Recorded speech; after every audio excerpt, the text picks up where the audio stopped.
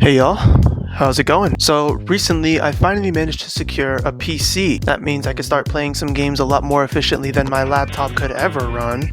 And it also means that I have a wider selection of games than console could offer me. But it also means that I have the liberty to alter my gaming experience through mods.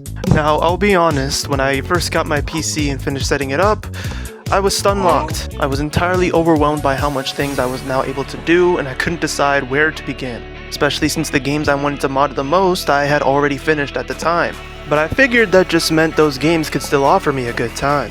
After finishing Hollow Knight Silksong, I found myself wanting more, and finalized my game by making pre-made loadouts for each crest using all the skills and tools in the game, telling myself that if I ever got back on it, I will use those loadouts for future content. And I think this is the time to put them to good use.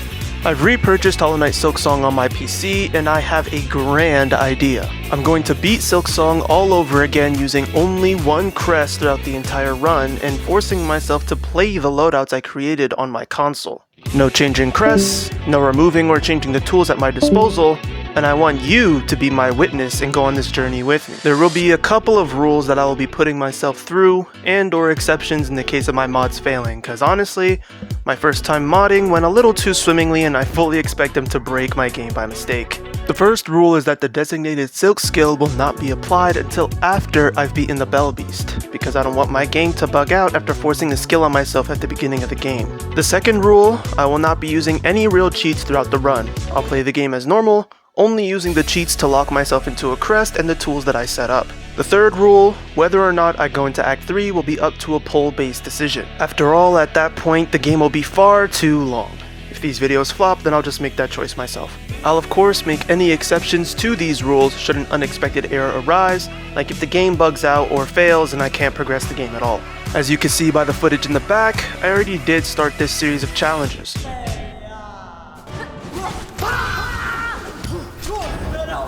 And the first crest loadout I'm choosing is the Reaper Crest, using this loadout. My blue tools are the Long Claw and Pin Badge, my red tools are the Curved Sickle and Silk Shot, and my yellow tools are the Weighted Belt and Barbed Bracelet. I tried going for a Death Reaches All feel to fit the name of the Reaper's Crest. Now, unfortunately, since I tried giving each crest a loadout that fits its name and playstyle, my Silk skill is Rune Rage, not because it fits the overall feel of the Reaper's Crest, but simply by process of elimination. I really do hope to turn this into some kind of series, being able to record the other crests as well, but I understand if I can't because I imagine these videos will be quite long if I'm not speedrunning the game. Not to mention, I fully expect this series to fly under the radar. I mean, have you seen the performance of my other videos? With that said, I'll try to drop the first installment of this video soon. A lot will be changing as I'm still getting used to my new PC, and some complications have already arisen with my setup that make using it bothersome at times, but the recordings themselves should still be intact. Thanks for sticking to the end. Your interest and attention are appreciated,